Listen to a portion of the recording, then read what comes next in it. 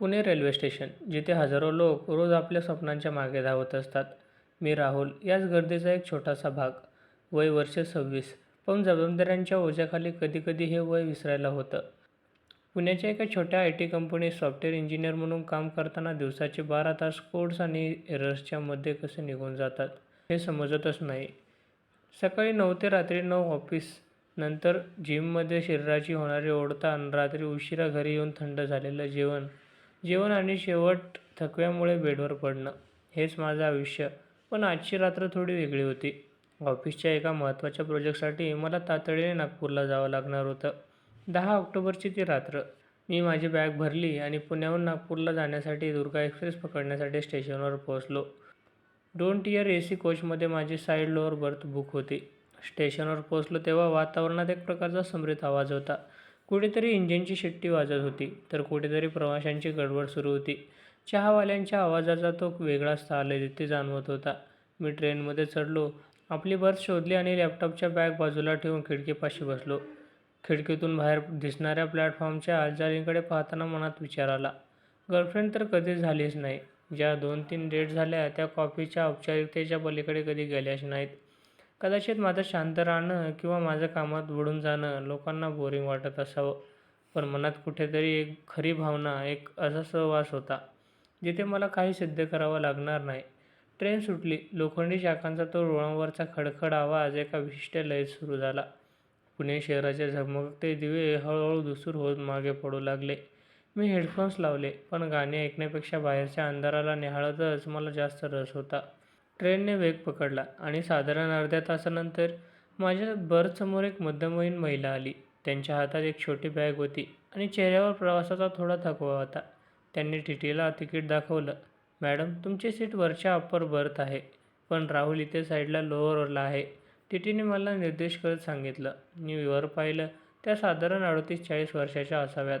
निळ्या रंगाची साधी पण शोभून दिसणारी सिल्क साडी, गळ्यात एक नाजूक मंगळसूत्र आणि हातामध्ये सोन्याच्या 2 बांगड्या. त्या दिसायला अत्यंत सुसंस्कृत आणि आकर्षक होत्या, पण त्यांच्या डोळ्यात एक प्रकारचे एकाकीपण होतं, जे लपून राहत नव्हतं. त्यांनी माझ्याकडे बघून एक स्मित हास्य केलं आणि म्हणाल्या, काही हरकत नाही सर, मी वरती मॅनेज करेन. त्यांच्या आवाजात एक प्रकारची नम्रता आणि थोडा जडपणा होता. मी चटकन उठलो. नाही नाही आंटी, तुम्ही इथे खालीच बसा. मला वरच्या बर्थवर जायला काहीच अडचण नाही. तुम्हाला चढायला त्रास होईल. त्या क्षणभर थांबल्या. अरे नको राहुल, तू तरुण आहेस, तू आरामात बसू शकतोस, मी सवयीने वर जाईन. त्यांनी माझं नाव घेतलं तेव्हा मला थोडा गडबडलो, पण मग लक्षात आलं की माझ्या बॅगवरच्या लेबलवर राहुल शर्मा असं स्पष्ट लिहिलं होतं. मी हसलो आणि म्हणालो, नाही आंटी, आग्रह समजा, पण इथेच बसा. रात्रीच्या वेळी वर चढणं सोपं नसतं. अखेर त्या तयार झाल्या आणि माझ्या समोरच्या बर्थवर बसल्या. ऑक्टोबरची ती थंडी आता डब्यात हळूहळू जाणवू लागली होती. मी वरच्या बर्थवर गेलो आणि तिथूनच त्यांच्याकडे माझं लक्ष गेलं. त्या आपल्या फोनवर कोणाशी तरी बोलत होत्या.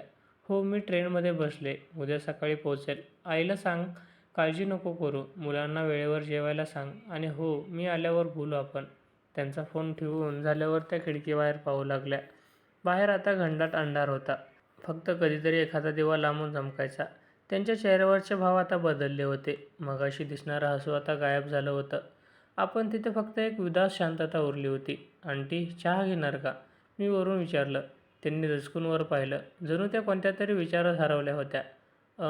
हो चालेल, पण पैसे मी देणार हा. त्यानंतर थोड्या त्या हसल्या. मी खाली उतरलो आणि पुढच्या स्टेशनवर ट्रेन थांबली असताना 2 गरम चहाचे कप घेतले. चहाचा कप देताना आमच्या बोटांना स्पर्श झाला. त्यांचे हात खूप थंडगार होते. थँक्यू राहुल, तू पुण्यात काय करतोस? त्यांनी गप्पांना सुरुवात केली. मी IT इंजिनियर आहे, प्रोजेक्टच्या कामासाठी नागपूरला चाललो आहे. आणि तुम्ही? मी प्रिया देशमुख. नागपूर हे माझं माहेर. तिथेच आईकडे चालले काही दिवसांसाठी. आम्ही बोलत राहिलो. सुरुवातीला बोलणं खूप औपचारिक होतं. पुण्याचं ट्रॅफिक, IT क्षेत्रातलं टेन्शन, नागपूरची थंडी. पण हळूहळू विषयाचा रोग बदलू लागला. प्रिया आंटी आपल्या आयुष्याबद्दल सांगू लागल्या. त्यांच्या लग्नाला आता 15 वर्ष झाले. राहुल, मुलगा 12वीला आहे आणि मुलगी 8वीत. वरून पाहिलं तर सगळं सुखी वाटतं. नवरा बिझनेसमध्ये खूप यशस्वी आहे, नाव आहे, पैसा आहे, पण घरात मात्र फक्त भिंती उरल्यात. तो आपल्या कामात इतका गुंतला आहे की त्याला माझ्या अस्तित्वाचा विसर पडलाय. कधीकधी वाटतं मी फक्त एक शो पीस आहे, जो पाहुण्यांसमोर छान नटून उभा करायचा असतो. त्यांच्या डोळ्यात आता पाणी साचलं होतं. त्या रात्रीच्या शांततेत त्यांचा तो हळवा आवाज माझ्या काळजाला भिडत होता. राहुल, तुला वाटते मी हे अनोळखी मुलाला का सांगते? पण कधीकधी ओळखीच्या माणसापेक्षा अनोळखी माणसं जास्त चांगलं ऐकून घेतात. मी त्यांचा हात हळूच आपल्या हातात घेतला. तो स्पर्श अश्लील नव्हता, तर तो एक आधार होता. प्रिया म्हणजे आंटी, मी समजू शकतो. एकटेपणा हा फक्त वयातच नसतो, तो मनाचा असतो. मीही पुण्यात एवढ्या गर्दीत राहून स्वतःला एकटा समजतो. माझ्या तोंडून प्रिया हे नाव ऐकताच त्या थोड्या चमकल्या, पण मग त्यांच्या चेहऱ्यावर एक वेगळीच लाली आली. तू मला प्रियाच म्हण. आंटी म्हटलं की जबाबदाऱ्या पुन्हा आठवतात. आज या प्रवासात मला फक्त प्रिया म्हणून जगायचं आहे. बाहेर पावसाच्या सरी सुरू झाल्या होत्या. ट्रेनचा वेग वाढला होता आणि डब्यातल्या दिव्यांचा प्रकाश मंद झाला होता. त्या मंद प्रकाशात आणि पावसाच्या आवाजात दोन अनोळखी मन आता एकमेकांच्या जवळ येऊ लागली होती. एक अशी रात्र सुरू झाली होती जी आमच्या दोघांच्याही आयुष्यात कधीच न विसरणारी ठरणार होती. रात्रीचे 11 वाजून गेले होते. AC कोचमधल्या मुख्य लाईट्स कधीच बंद झाल्या होत्या. डब्यात आता फक्त निळा मंद प्रकाश, नाईट लाईट उतरला होता. बाहेर पावसाचा जोर वाढला होता. खिडकीच्या काचेवर पावसाचे थेंब आदळत होते आणि त्यांचा एक लयबद्ध आवाज येत होता. रेल्वेच्या चाकांचा तो खडखड आवाज आता जणू एका संगीतासारखा वाटत होता. मी प्रियाच्या आता मनातल्या मनात तिला आंटी म्हणणं सोडून दिलं होतं. समोरच्या बर्थवर बसलो होतो. ती खिडकीला डोकं टेकून बाहेरच्या अंधाराकडे पाहत होती. तिच्या चेहऱ्यावर त्या निळ्या प्रकाशात एक वेगळीच मोहिनी दिसत होती. तिच्या सिल्क साडीची हलकीची सळसळ आता तिचा तो शांत श्वास. डब्यातल्या वातावरणात आता एक वेगळा स्थान निर्माण झाला होता. तो अस्वस्थ करणारा नव्हता, तर सुखावणारा होता. राहुल, तिने हळूच हाक मारली. तिचा आवाज पावसामुळे आणखीनच मऊ आणि खोल वाटत होता. हो प्रिया, बोल ना. मी प्रतिसाद दिला. प्रिया हे नाव घेताना माझ्या जिभेवर एक वेगळीच गोडी जाणवत होती. तुला कधी असं वाटतंय का की आपण जगाच्या पाठीवर धावतोय, पण आपण नक्की कुठे पोहोचणार आहोत हेच आपल्याला ठाऊक नाही? तिने खिडकीतून नजर वळवून माझ्याकडे पाहिलं. तिच्या डोळ्यात आता स्पष्टपणे एक ओढ दिसत होती. माझं आयुष्य म्हणजे फक्त एक वेळापत्रक झाले राहुल. सकाळी मुलांचा डब्बा, नवऱ्याचा नाश्ता, घराची साफसफाई आणि रात्री पुन्हा तोच थकवा. या सगळ्यांमध्ये प्रिया कुठे हरवली हे मलाच कळत नाही. तिच्या या प्रांजळ कबुलीने माझं मन भरून आलं. मी तिच्या आणखीन जवळ सरकलो. प्रिया, आपण सगळेच कोणत्या ना कोणत्या चक्रात अडकलो आहोत. मी IT मध्ये आहे, तिथे फक्त लॉजिक चालतं, इमोशन्सला जागा नसते. तुला माहिती आहे, माझ्या ऑफिसमध्ये मी रोज शेकडो लोकांशी बोलतो, पण माझ्या मनातलं बोलायला कुणीच नसतं. आज या प्रवासात तुझ्याशी बोलताना मला असं वाटतंय की मी स्वतःला पुन्हा शोधतोय. स्पर्शाची पहिली जाणीव थंडी आता खरोखर वाढली होती. प्रियाने साडीचा पदर आपल्या अंगाभोवती लपेटून घेतला, पण ती थरथरत होती. तिचे डोळे सांगत होते की तिला फक्त थंडीच नाही तर एका उबदार सहवासाचीही गरज आहे. प्रिया, तुला खूप थंडी वाजते का? मी विचारलं. हो रे, ही ट्रेनची थंडी आणि बाहेरचा पाऊस अंगाचा काटा येतोय, ती म्हणाली. मी वरच्या बर्थवर गेलो आणि माझी जॅकेट घेऊन आलो. मी तिथे तिच्या खांद्यावर टाकलं.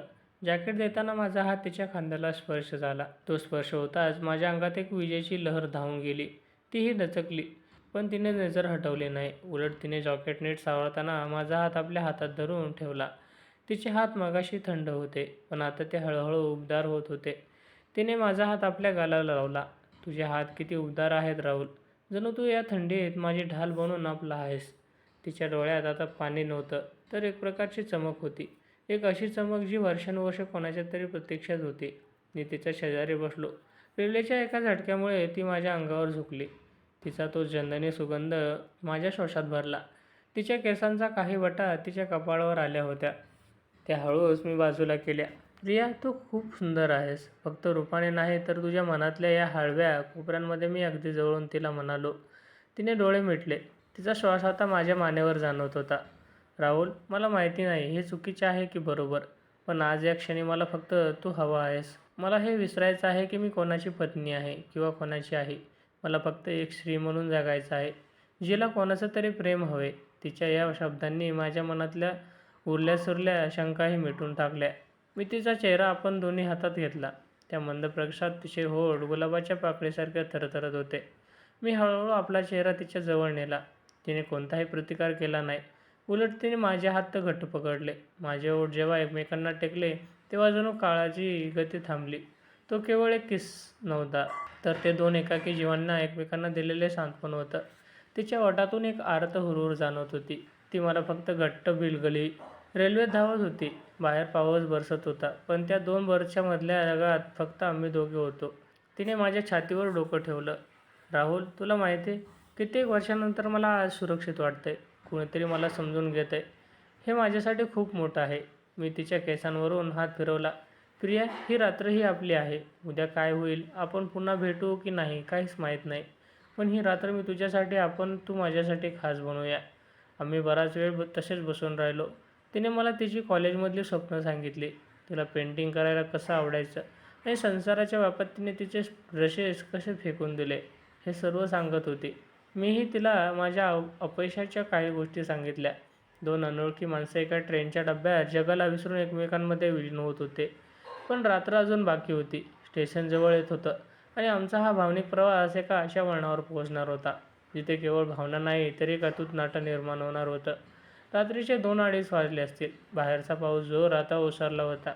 पण हवेत एक प्रकारचा ओलावा आणि थंडी कायम होती. ट्रेन आता विदर्भाच्या मातीत धावत होती. डब्यातले बहुतेक प्रवासी गाढ झोपेत होते. आम्ही दोघे मात्र अजूनही जागे होतो. प्रियाने माझं जॅकेट अंगावर घेतलं होतं आणि तिने तिचं डोकं माझ्या खांद्यावर टेकवलं होतं. त्या शांततेत आमचे फक्त श्वास आणि ट्रेनचा लयबद्ध आवाज ऐकू येत होता. राहुल, ती अगदी हळू आवाजात कुजबुजली. मला वाटतं ही ट्रेन कधीच नागपूरला पोहोचू नये. हे रूळ असे संपत न जावे आणि ही रात्र कधी संपू नये. मी तिचा हात हातात घेतला आणि त्यावर प्रेमाने दाब दिला.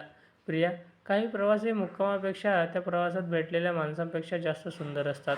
तू मला भेटलीस हे माझ्यासाठी कोणत्याही मुक्कामापेक्षा मोठं आहे. तिने माझ्याकडे पाहिलं. तिचे डोळे आता शांत होते, जणू कित्येक वर्षाची तहान भागली असावी. तिने मला तिच्या आयुष्यातील शेवटचा एक गुपित सांगितलं. राहुल, आजवर मी स्वतःला विसरून गेले होते. पण आज तुझ्यामुळे मला जाणवलं की मी अजून सुंदर आहे. माझ्या भावनांना अजूनही किंमत आहे. तू मला जे आयुष्य दिलं आहेस ना, ते एका रात्रीत ना ते पुढचे 15 दिवसात जगण्यासाठी पुरेल. आम्ही पहाटेपर्यंत तसेच बसून राहिलो. बोलण्यापेक्षा एकमेकांचा सहवास जास्त महत्त्वाचा वाटत होता.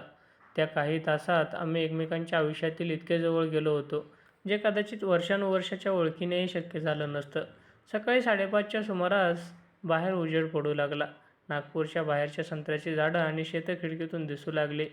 स्टेशन जवळ येत होतं तसं डब्यातला गारवा कमी होऊन लोकांची लगबग सुरू झाली होती. प्रिया उठली आणि तिने आपली साडी नीट केली. तिने आरशात पाहून स्वतःलाच आवरलं. पण आरशात दिसणाऱ्या तिच्या प्रतिबिंबात आता एक नवी चमक होती. ट्रेन नागपूर स्टेशनवर प्लॅटफॉर्मवर लागली. डब्यात चहावाल्यांचे आणि हमालवाल्यांचे आवाज पुन्हा सुरू झाले. आमचा हा खास वेळ आता संपला होता. आम्ही दोघेही सामानासह खाली उतरलो. प्लॅटफॉर्मवर खूप गर्दी होती. प्रियाच्या चेहऱ्यावर आता पुन्हा तेच कौटुंबिक भाव आले होते. पण ती माझ्याकडे बघून मंद हसली. राहुल, इथेच आपला हा प्रवास थांबतोय. तू तुझ्या मार्गावर आणि मी माझ्या. तिने तिच्या पर्समधून एक छोटीशी डायरी काढली आणि त्यावर तिचा नंबर लिहून मला दिला. जर कधी पुण्यात खूप एकटं वाटलं तर मेसेज कर. मी तुला पुन्हा त्याच ट्रेनमध्ये घेऊन जाईन जिथे आपण दोघंच होतो. मी तिच्याकडे पाहत राहिलो. प्रिया, मी तुला कधीच विसरणार नाही. तू माझ्यासाठी केवळ एक सहप्रवासी नव्हतीस, तर तू माझं आयुष्य बदलणारी एक भावना आहेस. तिने मला एक शेवटची घट्ट मिठी मारली. त्या मिठीत तिचं दुःख, तिचं प्रेम आणि तिची कृतज्ञता सगळं काही होतं. ती वळली आणि गर्दीत हळूहळू दिसेनाशी झाली. ती दिसेनाशी होईपर्यंत मी तिथेच उभा होतो. प्रिया गेल्यानंतर मी माझ्या टॅक्सीत बसलो. नागपूरचं शहर जागं होत होतं, पण माझं मन अजूनही त्या ट्रेनच्या डब्यात होतं. त्या एका रात्रीने मला बरंच काय शिकवलं होतं. मला हे कळलं होतं की प्रेम हे फक्त वयावर किंवा फिजिकल अट्रॅक्शनवर अवलंबून नसतं, तर ते 2 मनांच्या एकमेकांवर असतं. आजही जेव्हा मी पुण्यात माझ्या ऑफिसच्या कॅबिनमध्ये बसून कोडिंग करत असतो, तेव्हा रात्री उशिरा एकटा घरी जातो, तेव्हा मला त्या पावसाची, त्या ट्रेनच्या खडखडाटाची आणि प्रियाच्या त्या उबदार स्पर्शाची आठवण येते.